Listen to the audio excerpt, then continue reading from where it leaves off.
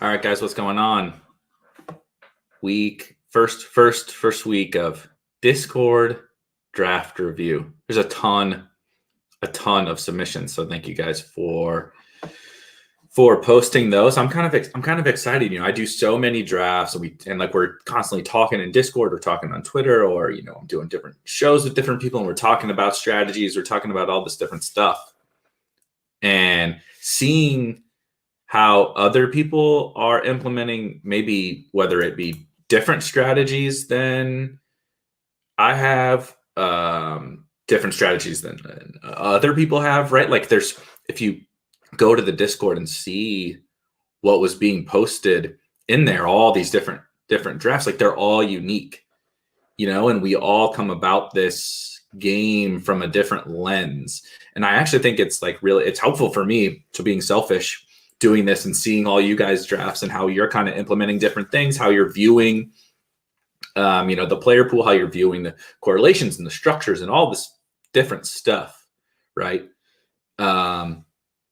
Is cool and interesting. And I think seeing it's more than just talk, it's really, really, really beneficial to me to talk through these things in Discord, right? I'm in there all day. Some of you guys are in there a bunch throughout the day talking about the different strategies, asking questions about specific players, or hey, so-and-so's available here, what should I do?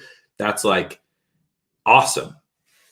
But actually seeing how other people put it into practice is really cool. And I think gets the brain flowing a little bit. I know, looking at some of you guys' drafts, looking at stuff other people post on Twitter, it pushes you to think a little bit differently, whether you agreed with what that person did or not, right? I'm constantly kind of providing feedback on, should you go 3 QB in this team, or should you take that extra stacking person or whatever? But seeing how other people are doing it, especially everybody that's in this, community, at least has a relative idea of what they're doing. And so seeing how other people are doing that, I think is actually really helpful. So I'm excited to start this and kind of hopefully be able to get through all of these. I imagine that it's going to send me down into some sort of, rambling, some ranting that always tends to happen.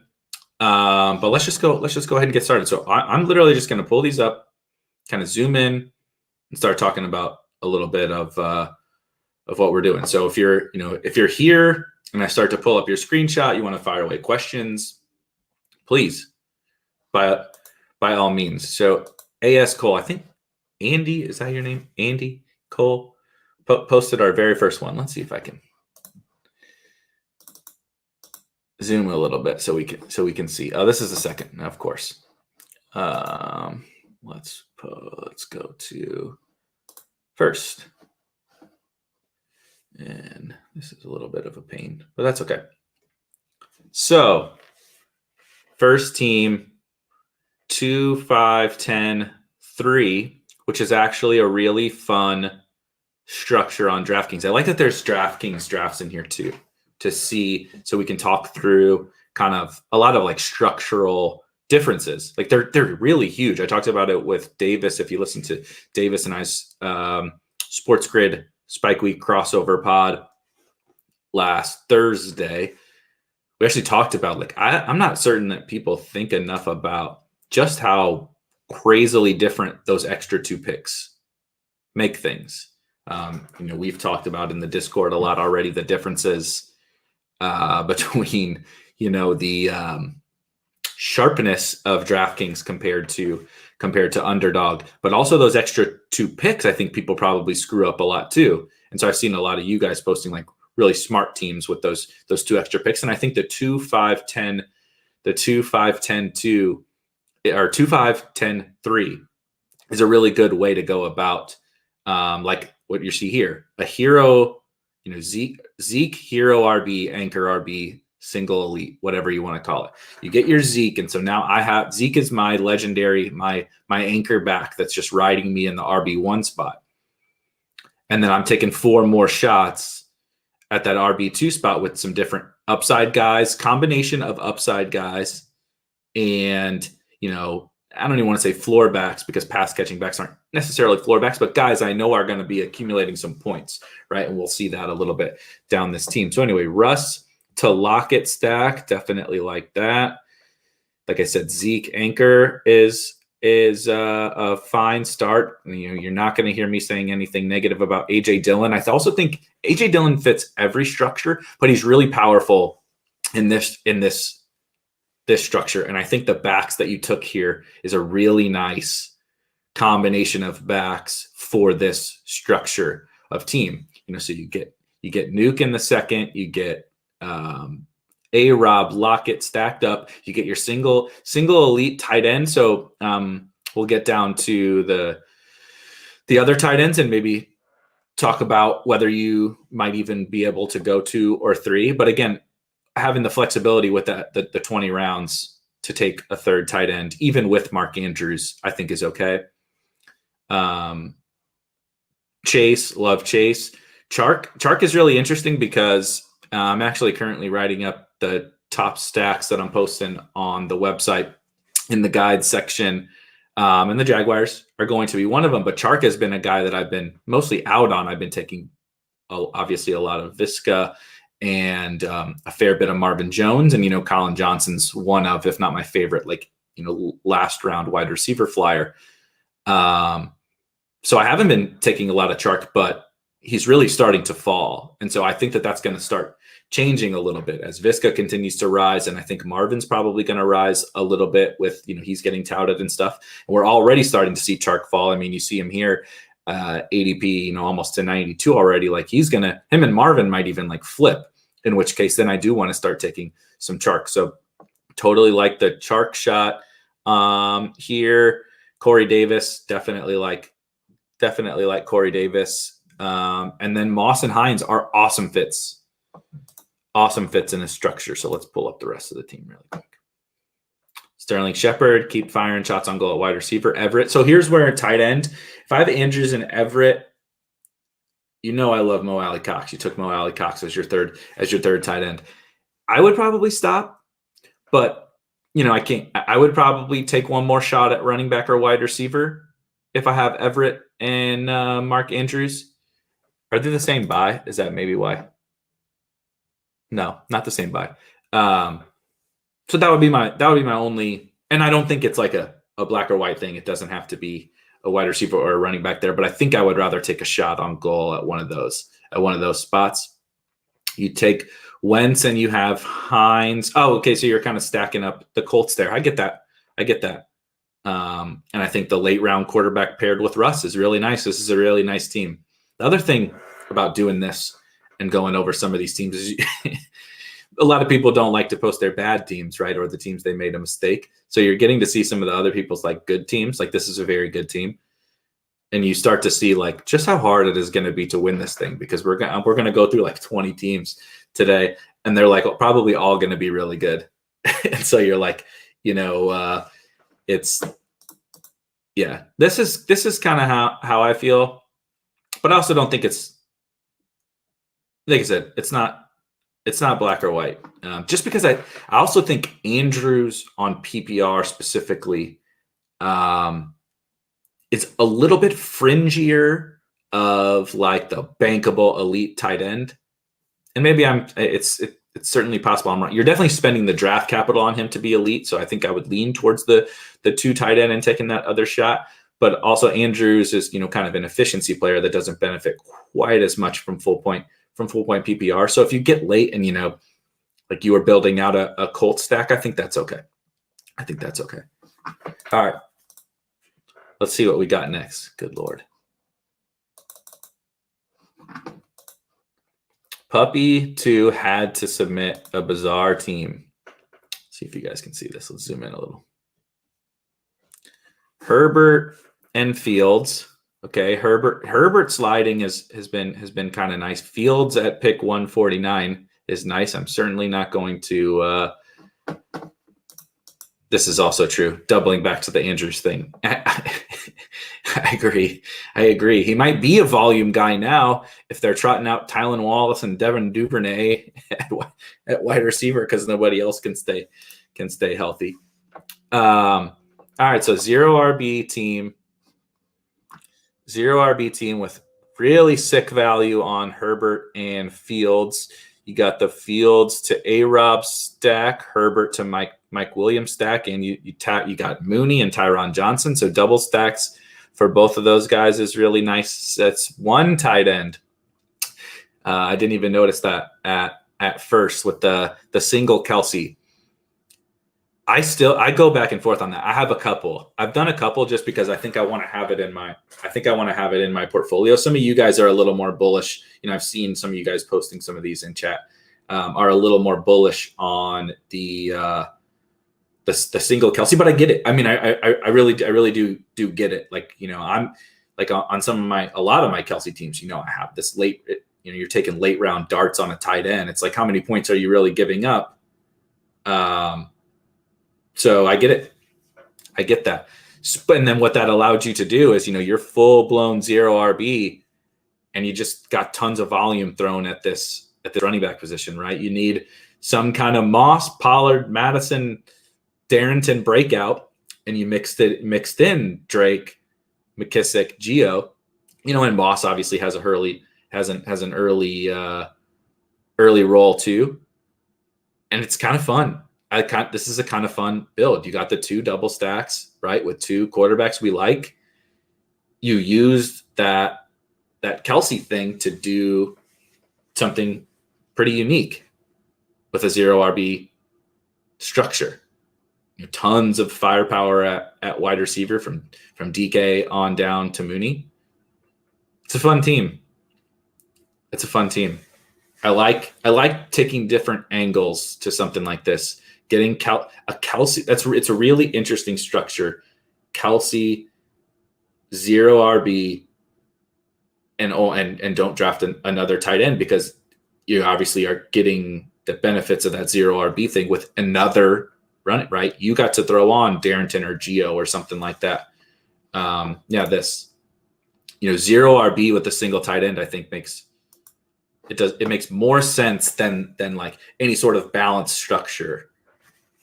Even makes more sense than like hyper fragile, like going, robust running back, having the extra shot. Like certainly you would like to have the extra shot at wide receiver, but that late wide receiver, like Leonidas kind of talked me into, it's been a few weeks, but Cole Kmet isn't really that different of a bet from Tyron Johnson, right? And they're not quite the same ADP, but you get the point. Like a 15th round tight end, 16th round tight end is really not that different of flex viability compared to those wide receivers.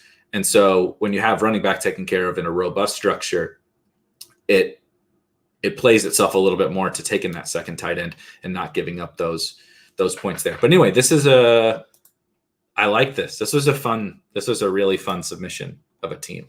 I don't know what has happened with my screen here. All right. That was Frank. That's an original name, Frank. Yes. Win the flex.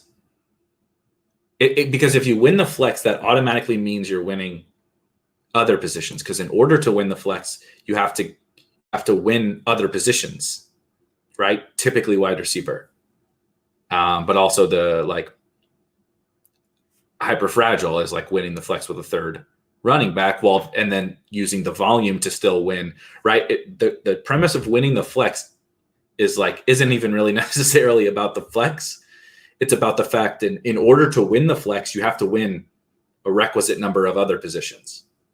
And so you're just stacking wins and you're stacking up point advantages across your team. So all these different strategies are actually really basically around winning the flex, but doing it in different ways, right? I want to draft as few running backs as possible. And then those, I have early ones. And so they're also flex viable. And they're taking care of my my running back 1 and my running back 2 spot. And now I can still win, like say, I'm probably going to lose wide receiver 3 maybe, but I'm going to win wide receiver 1 and wide receiver 2 through quantity, and then obviously, zero RB is basically that, but the opposite. Yeah, exactly. All right, let's pull up Chris C. Chris C. Burrow and Tua. Also, another spoiler. I was, like I said, I was writing the stacks piece right before this. I'm almost done. And the Dolphins have emerged as one of the top stacks. So I'll probably like this team if it's a Tua stack. Joe Burrow falling is kind of crazy. We've certainly, and like you could also make a case that like, and I kind of do. I kind of like Lance better than Burrow, or at least like we can have a conversation about it. So you could argue that maybe Burrow was just going a little bit too high before, but the fall has been pretty huge. When in reality, I don't think anything has changed, and like you could make a case that like the way that he's pushing himself, like we knew he wasn't going to be healthy, like fully healthy right away. The way that he's pushing himself, the team's pushing him, whatever. Like, so what that they don't look amazing to start the year? I think you could argue that that's expected and maybe even good. So Burrow, I like definitely. I love these types of hyper fragile teams. So this is where I've kind of been pushing in terms of the hyper fragile structure, like all summer, which is where I think I differed a little bit from the market. Now, some of you guys are, even sharper than me. So you've probably been even doing this better than I have. But like in the puppy, right, Henderson was still the puppy 2 and 3, Henderson was still a really nice pick. And, I've got Henderson almost to my, he's closing in on Darrington in terms of my ownership because I was taking him so much in like the puppy 2.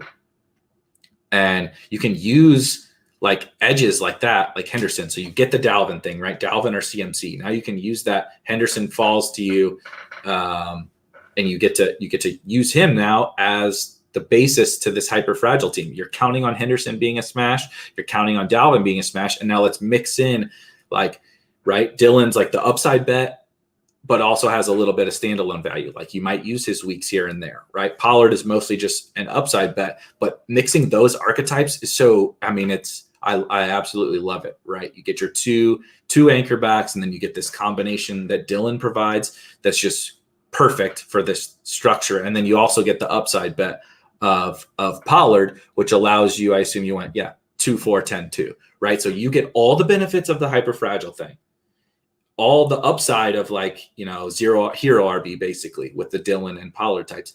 And you get the benefits of the hyper fragile thing with wide receivers. It's like, you're able to have your cake and eat it too. I love this structure. CD. Yeah.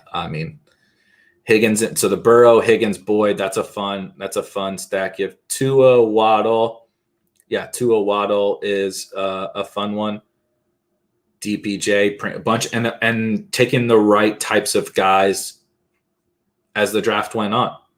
It's perfect. Even where do I got to go to get in these rooms where like Waddle goes past ADP, and like, how do I find? Somebody was talking about Lance going at like, pick 175 on DraftKings. Also, Paul made it. I think Paul, is that your name, Paul? I was inverted, and that's how I always read your name, which is hilarious. But you're stacking up the right kind of bets here, scooping up ADP value where it comes, while also combining it with the right kind of archetype players. Obviously, Kittle, it's a smash that allows you to go to 2 tight ends. Beautiful.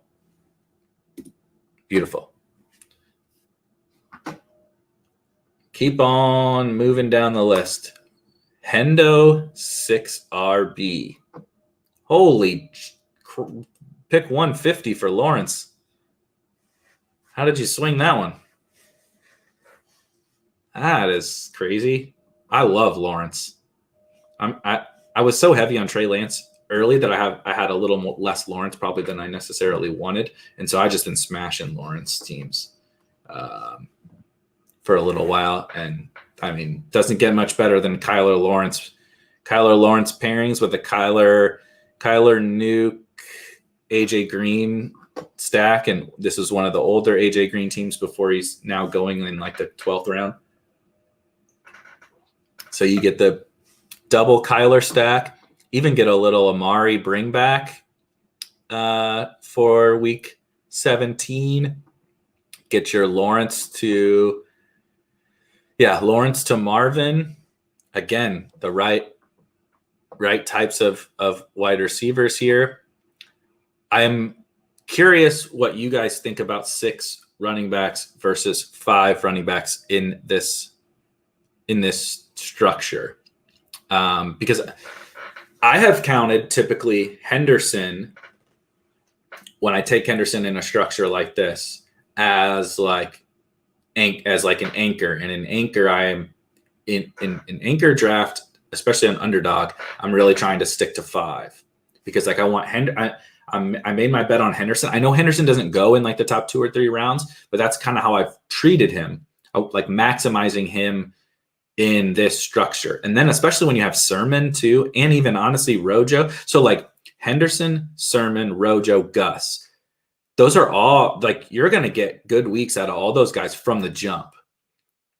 Yeah, I would have skipped Lindsey. I agree, Harbs. I think I would have skipped Lindsey. I definitely think I would have skipped Lindsey as opposed to skipping Perine, because I think Perine is like, the scratch off ticket, right? Probably not going to have much of a role early on, but you attach him to those top 4 guys that you have, and he's the right kind of like, I don't need Perine's weeks. Not when you have those 4 guys. You don't need Perine, but he's the Joe Mixon goes down. I have another Rojo, Trey Sermon-esque back if Joe Mixon goes down. So I would probably skip Lindsey and take one more wide receiver. But this is a really good way to put to use, whether we agree or disagree on like the Lindsey thing and that 5th or 6th running back or 5 or 6 running backs. Like this is how you put to use Kelsey. And then, you sometimes like, this is why we play this game. Like sometimes you get this gift of Lawrence, right? Like, sometimes Lawrence falls into your lap, or Rojo, 15 picks after ADP. Gus, right? You played the room smart. You got Nuke past ADP, which doesn't even always happen, right? But you just kept hammering wide receiver. Really good team. All right. I think I scrolled down. Yep. First of many puppy 3.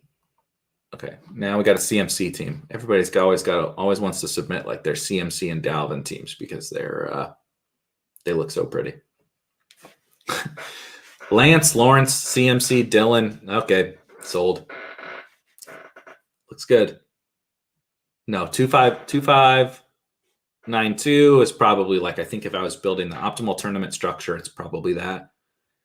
So that looks good. I love Lance. Actually getting Lance at pick 120 is nice. Double dipping Lance and Lawrence. And you have Kittle, beautiful. You have Visca and Chark, beautiful. Again, my personal take is Chark there isn't really what I want to be doing, but I get it. Yep, just keep hammering Keenan, Higgins. Thielen, I'm a little lower on Thielen than market, but like he's in that tier where he goes. So no issues there. Pittman, I like Pittman. And then he ran bad on Anthony Miller in the last round. I was liking Anthony Miller. For me, the archetype of guy I would take late. I'm not really taking a lot of Tyrell. Zacchaeus is so for me. What the structures that I like, guys like Tyrell and Zacchaeus, are a little bit more like robust RB, where you certainly need to hit some home runs at wide receiver too, but like Tyrell, and we assume Zacchaeus is going to play, but Tyrell's definitely going to be on the field, so you just hope to luck into some usable weeks. But like Tyrell is never going to be, Chase Claypool of last year, in my opinion. Tyrell's never going to be T. Higgins of last year, and Zacchaeus isn't either, honestly. It's certainly possible I'm wrong about that, but I feel pretty confident in saying those guys are not going to be the late round league winners, but they have a role early that can help get you. It's just like taking James White, like in zero RB. It's like James White isn't the James Robinson of last year, but he helps get you to where you need to go, and then you mix and match around that. When you've taken Keenan, T. Higgins, Thielen, Chark, Visca, Pittman, when you've taken all those guys that like. I want to like do the same thing I do at running back when I don't need those quote unquote usable weeks. I want to take a little bit more of a flyer type, right? De'Ami Brown, Nico Collins, KJ Hamler. We can't even be certain that those guys aren't just better week to week floor bets. Sorry, I'm freezing up a little bit. We can't even be certain that those guys aren't better like week to week floor bets than Tyrell or Zacchaeus, whatever. Trying to get my let me see if I can share and get my see what we got here real quick. Answer a couple of questions while I'm getting that. Good question. So here's what I'll say about structures, period, across the board is like there is no totally perfect structure. Like even I said like 2-5-9-2 is like my general preference for like what I think would be optimal. But it totally depends on what your draft is doing. 2-5-9-2 I don't think is optimal probably for zero RB. If my first running back is Rojo, I don't really only want five running backs. Also, if like my first tight end is, I like to push the limits on two tight end a little bit more than the average person does. But if my first tight end is Ferkser, I probably don't want two. I need another shot on there. So the structure definitely has more to do with exactly how your draft plays out. Same thing with DraftKings. I'm very open to like punting off tight end on DraftKings. Give me Cole Kmet and give me Gerald Everett and then give me Donald Parham or Mo Alley Cox or OJ Howard or something like that, or Zach Ertz. Give me these guys like all paired up together if the draft doesn't break for me to get Kelsey, Kittle, Waller, Pitts, Hawkinson, Andrews, whatever. So the structure is dependent upon your draft room. For me, if it were like if I'm building my dream draft, if I'm totally building my dream draft, it's going to be, sorry, I'm trying to save some of these so I can share them without lagging out here. If I'm building my dream structure, it's definitely 2 quarterbacks and 2 tight ends. Probably 5 running backs. So what's that? 2, 5, 11. Yeah, 2, 5, 11, 2 would probably be my quote unquote optimal structure. Maybe 6 running backs if I were to go like hero, right? Give me Antonio Gibson and then let's punt it off down to AJ Dillon and Tony Pollard and stuff like that. Then I might have 6 running backs. Yeah. It's like, and that's the thing. I've been experimenting more with, please allow me to stay in the wide receiver club. I've been experimenting a little more with robust running back on DraftKings because nobody does it. First of all, the robust, hyper fragile structures are, so I shouldn't say nobody does robust. Nobody does hyper fragile. Nobody takes Zeke. Gretchen and I did it the other day on the show. It takes Zeke, Gibson, Swift, and then only takes Darrington Evans as your 4th running back, and then you have 12 wide receivers, right? Like it's a thing that we have kind of become comfortable doing on Underdog that a lot of people aren't doing on DraftKings because they'll still take too many running backs because of the 20 roster spot thing. All right, let's try to pull up some of these drafts again. Sorry for the delays. Just drafted this one in the DK Millie. Trey Lance, you know me. Tony Pollard, love it. Dalvin Cook, CD. Okay, I love all these players. Love 2, 6, 10, 2. We like that. We like that structure. Excuse me. I'm trying to pull up the rest to see. So it's an interesting thing with Lance, with Naked Lance. I go a little bit back and forth. I think having some Naked Lance, especially on Underdog, really does make some sense. I do struggle with it a little bit more on DraftKings just because of like their scoring.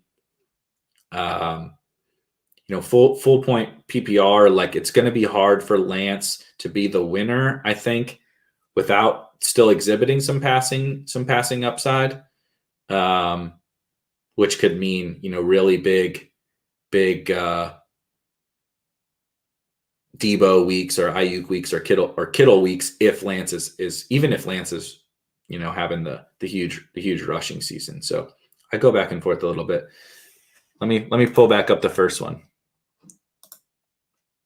I'm not a Derek Carr guy, so I'm going to keep my negative comments about Derek Carr to myself, but you do have the Carr Waller stack, which definitely makes sense. I think if you're going to build a naked Trey Lance team, I really like this hero running back. You smashed a lot of really strong wide receivers. You got the elite tight end. You only took two tight ends.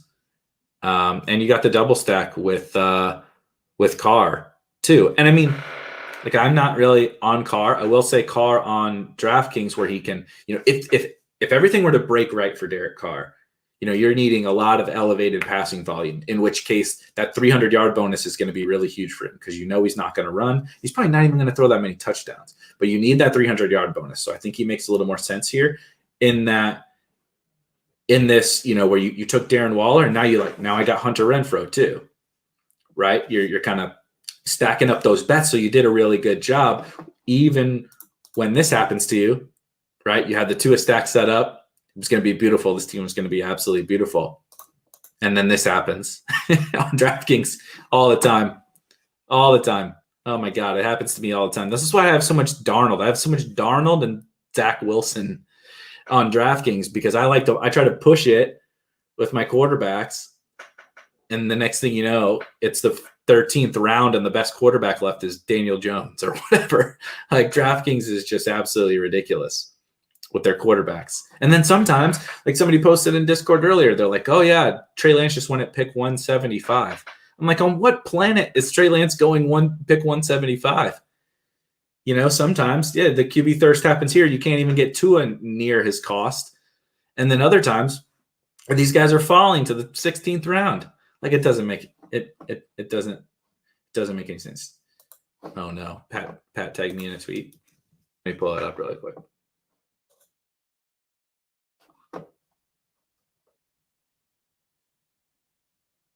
Oh, okay. Hold on.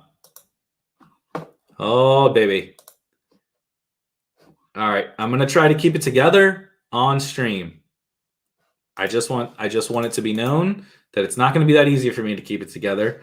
And we're derailing the Discord draft review because JP Finley just said he talked to Kyle Allen, quarterback for the Washington football team, and said Washington is trying to push Antonio Gibson into a similar role as Christian McCaffrey played in Carolina. That's a big role. You're damn right, JP. That's a big role. I'm going to try to sneak my pants off underneath here so no one can see it because I'm very excited right now. All the haters can suck it. Did you guys know Antonio Gibson didn't play on a third down in the first preseason game? Bust.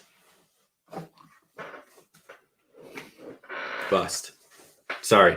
Thank you, Harbs, for mentioning that. That was a notable,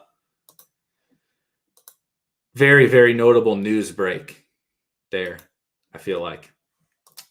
Good on you, Nick. I have I've gotten my Gibson up, but like I can't get enough of any of the super early round guys. So like I have a ton of Darrington, like a ton of Henderson, a ton of some of these late round guys, Damian, whatever. But yeah, I would feel now I'm the guy that's been saying like, oh, don't overreact to what we hear in the preseason. Don't overreact to all that. But I will say, to be serious for a second, like the concern has always been for people like, we need to see him grow into this role. We need to see this, that, the other. And then the preseason thing, the first preseason game happened. And like, I was kind of downplaying it, but I also get the perspective of Gibson not playing. Like we were hoping to see like just give me one, give me one third down. You know what I mean? So that didn't happen. So I get people being like, do I still want to keep taking him where he's going? I get that. But now we're stacking some of these things. Yeah, it's definitely confirmation bias. We're just at the end of the day, we're also having fun, right? It's fun. But we also are stacking some other things that do support. Like if they said he was playing in some 2-minute drill stuff, right? And some hurry up offense stuff recently. That's huge. That's more huge. That's bigger than playing on third downs. Give me the 2-minute drill, dude. That can be like like, you know how many catches CMC gets in the 2-minute drill? Like a ton. Give me that. I don't care about the third downs. And now you see them talking about this CMC role. So it's good. All right. Sorry for derailing. Good question. No, I have not. I think I accidentally took Kelsey Kittle once. The issue is just that those guys go where they go because of the advantage they provide you over other tight ends. It's not the advantage they provide you over other flexes. And so I think in maybe, leagues, 6-mans, 3-mans, I'm not a 3-man or a 6-man expert. So you have to talk to people that are better at it than me. But they would call it a bully tight end approach where you do this can be really, really successful because you gain such an advantage over your competition at tight end. But I don't think we want to be doing it in these tournaments. In these tournaments. Yeah.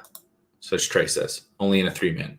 I would definitely do it in a 3-man, but I would not be doing it in these large field tournaments. All right, let's Berto. I don't know if you're here, Berto, but let's take a look. Joe Burrow, Zach Wilson. I'm trying to zoom a little more. That's all it's letting me do. There we go. Joe Burrow. We talked about Burrow. So you got Burrow to Higgins and Chase. I really like the Higgins and Chase thing. It also works out. You have Dalvin, obviously, so you're at that turn. Sometimes I got one this morning on a CMC team that Higgins Chase at that turn there, 4 or 5 turn is really nice. And it doesn't happen very often, so it's really nice when that happens on these Dalvin CMC teams. So that's beautiful. Perfectly structured, both, quantity and archetype of running backs. It's kind of like that, just sub in. We saw the AJ Dillon Dalvin team, I think it was. You sub in Mostert, and you got Mostert at a nice cost. You get Pollard around ADP. You tack on Penny and Darrington. Beautiful. Get your Burrow double stack with, I assume, 9 wide receivers. Yep, nine wide receivers. Was Zach Wilson? Zach Wilson to Corey Davis. Love it. Single elite Kittle tight end with Ingram. Beautiful. Again, the only thing I would say in terms of the Zacchaeus thing is I personally would prefer a guy, and like I said, I could also be wrong on Zacchaeus. It's just my opinion on him as an archetype of a player.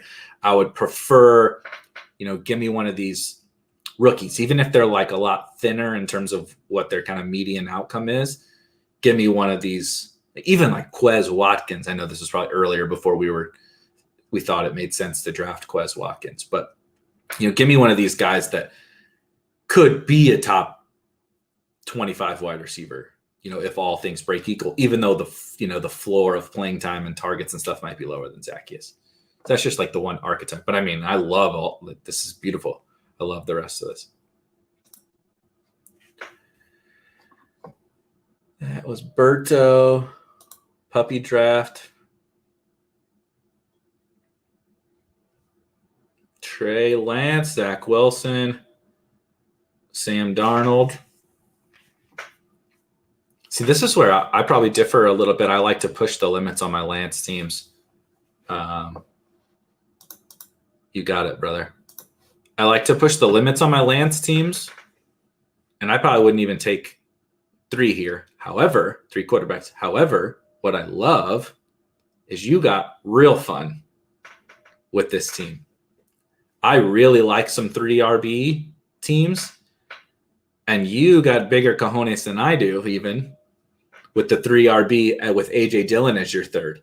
And it's kind of interesting. Like, you want to talk about fragile, right? You're literally taking Zeke and CEH's score every week. But Dillon is also usable. You know what I mean? We all believe that Dillon's going to have a role. And so, like, this is really interesting. Like, you want to talk about fragile, but that can make a lot of sense. Like, what's the difference when you have Zeke and CEH and Dillon between taking Samaje Perine or taking the third quarterback? I think it's debatable. I prefer the fourth running back, but I could easily be talked into this. Like, this is really super, super interesting. And then it allows you to get, you had to punt. You ended up having to punt tight end, and so now you can still take 3. Noah Gray, that's a swing. And you're leveraging. This is like the most gal brain team I've ever seen, and I love it. This is absolutely legendary gal brain. You largely punted quarterback, but with 3 options I really like. Floor and upside. I really like them. Your double, your bet on your double anchors with AJ Dillon as the third in a 3 RB team, which allows you to punt tight end on down to some upside options. And Noah Gray is leverage on Travis Kelce teams, right? That's super interesting. And then you stack up your 9. You had 8 really loaded wide receivers, and then Van Jefferson. Really interesting. Really, really interesting team. Fun structure. I don't know if I'm even going to take it that far, but it's really fun. This is a really fun team. See, this is what we're talking about by seeing these other people's teams. Like, I'm seeing stuff that I've never seen before, and now I'm like, do I need to be building a 3 running back with, Zach Moss as my third running back and tack on Noah Gray? I keep saying attach/tack on Noah Gray. Really, really interesting. All right, DraftKings. The big dog. But again, see, you guys, even when I don't love like some of the individual players, you guys are too good at this. Like, the structure 2-5-11-2 with the elite tight end and the elite quarterback and the anchor running back. Like, this is how you should be structuring this build of a team. It's perfect. Yeah, man. Fun team, by the way. Like, I just want to reiterate that. That's a really cool approach and idea. Thank you for submitting that. All right. So here's one thing that some people disagree. I don't want to take Derrick Henry and AJ Brown together, at least not very often. I love AJ Brown. Love your wide receivers. Not so sure about your running backs. I love AJ Brown, but the big dog, like what you need from the big dog as the 3rd overall pick or whatever he went in this draft, especially on a PPR site, is just another absolute smash season, right? 2,000 plus yards.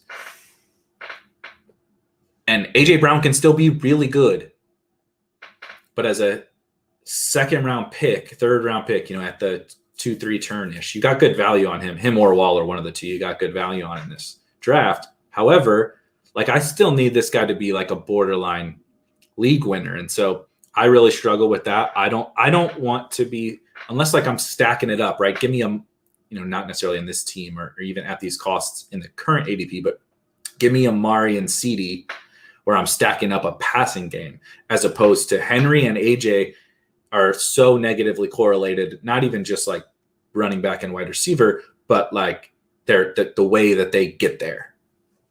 It's kind of like Chubb and Odell or whatever. Like they're so wildly different in how they get there and the like game flow that they need in order for them to have the big ceiling weeks, which is, like throughout the course of the season, Henry and AJ Brown could be fine together. But like, especially when we get to the playoff weeks, it's like if Derrick Henry's doing what you need him to do and AJ Brown's doing what you need him to do, like the Titans better be scoring 50 plus points or something. Anyway, awesome structure. Great. Like all these guys got Hollywood in there with Lamar. Let's check out how we closed it out. I mean, KJ Hamler, beautiful. Mo Alley-Cox, love him as a pairing with a guy like Waller. Got the right types of running backs here mixed together. Pollard and Hines and White. Gainwell on RIP. Kenny Gainwell, I'm not sure he's too draftable anymore, but I mean, we didn't know before. But like, yeah, this was at least like a week ago or so, because I see Rondale's ADP here, where Rondale's up into the 130s now. We've all ruined Rondale on DraftKings, but pretty good team. Only one minor criticism, and love the backdoor Colts stack.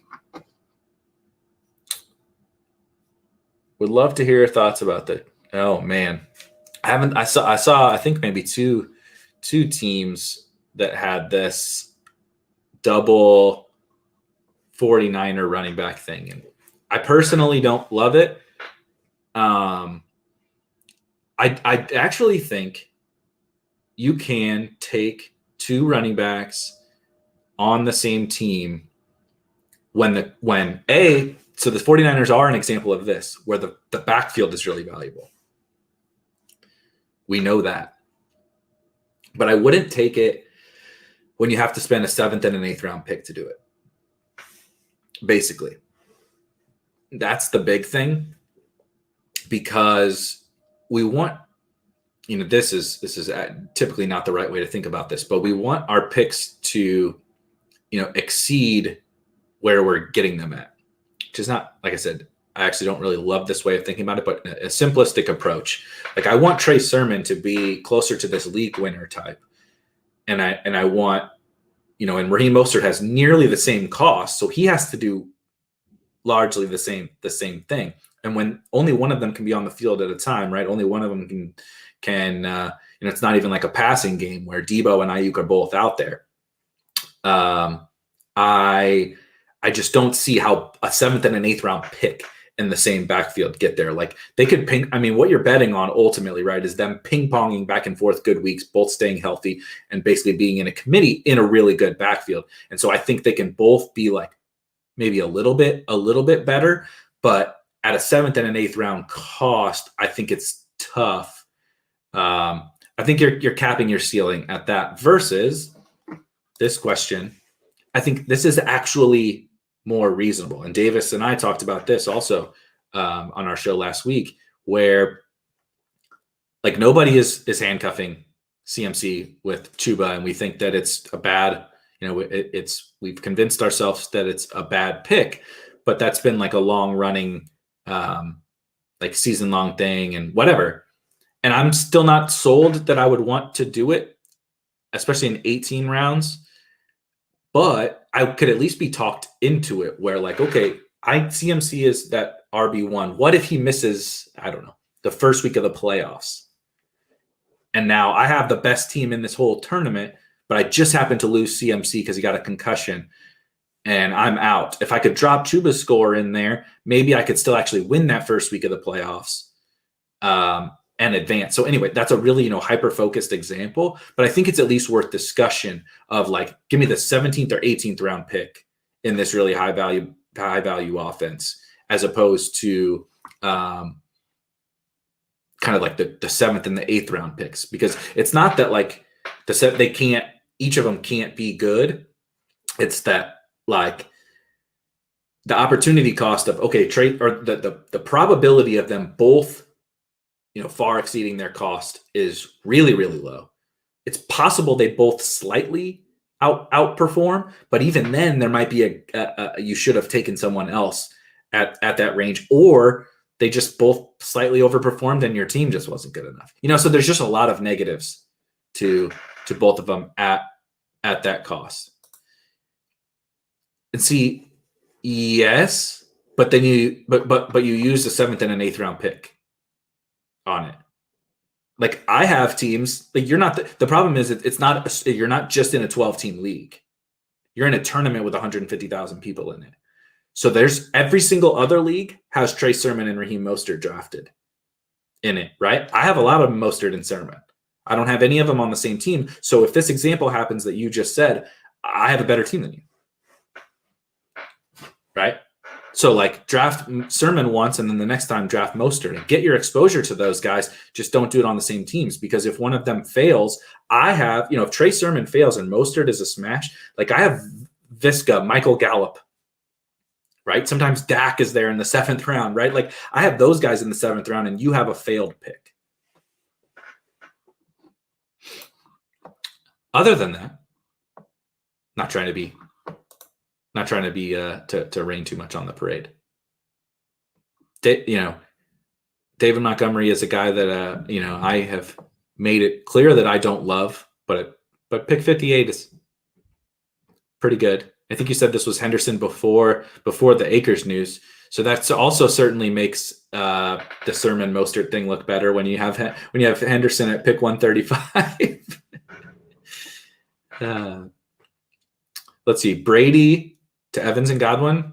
I'm also not very big on Brady, but I can't hate on Evans and Godwin stack. Fields. We got Kmet. Nice. See what? But I would not take 6 running backs here. Kind of the same thing as we talked about with the Lindsey pick. It's funny that they're both Texans. Even before the which one do you call it? Cam Akers thing. I would see. I don't think that this is true, because there becomes a steeper drop off the further you get into the. So like 1, 2, 3, 4, 5, 6, 7, 8, and then 17 and 18. There's nothing. Most of those guys aren't doing anything for you. Yeah, it's because I'm getting like with a 7th and an 8th round wide receiver, a 7th and an 8th round other running back, right? And again, it's a tournament where there's 13,000 leagues. In 13,000 of those leagues, someone else has 13,000 Trey Sermons, 13,000 Raheem Mosterts. Almost none of them have them together. So the path that you outlined for being the win for you, one fails and one succeeds. That exists in every other league, except you instantly took a 7th or an 8th round pick and threw them in the trash.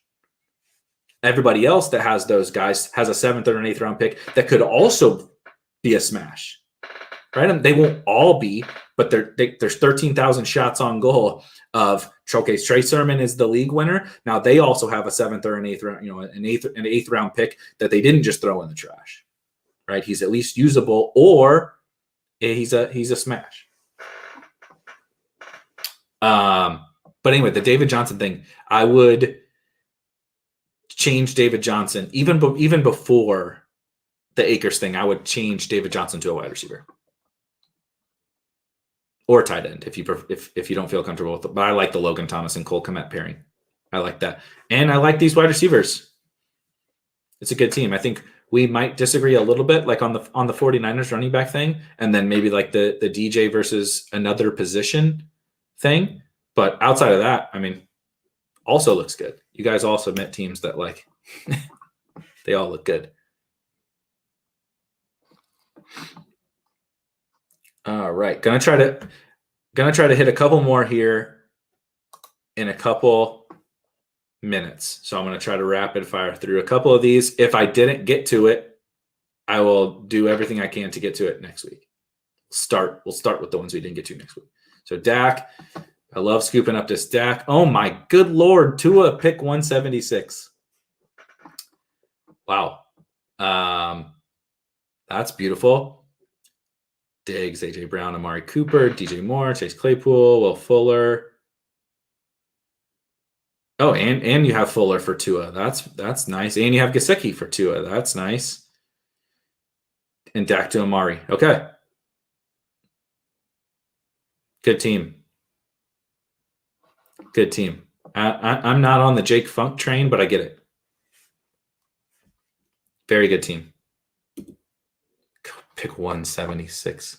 What's going on here? Oh man, I can't do the board. Was that? Oh no, this is. All right. Oh, Drew Lock and Cam. Here's a unique one. What do we got? 3-5-8-2. I like the 5 running backs. That's a good structure of running backs, good archetype of running backs. I like it. I like Dobbins and Swift in this type of structure, even like hyper fragile structures, because you're betting on them probably taking the next step, even if they're not like, even if they don't have Antonio Gibson or CEH or something level upside, you're still betting on them being like relative smashes, and you want to use their score. So I like this. This is nice. The Cam Drew Lock thing is kind of funny. Got locked out of quarterback. I'm sure. Do we have any just using Cam, I guess, as the hopeful early season starter running to pair up, and then maybe Drew Lock is the starter with Judy and Hamler. I kind of like it. It's fun. Oh, and you got Jonnu. Sorry, I missed Jonnu.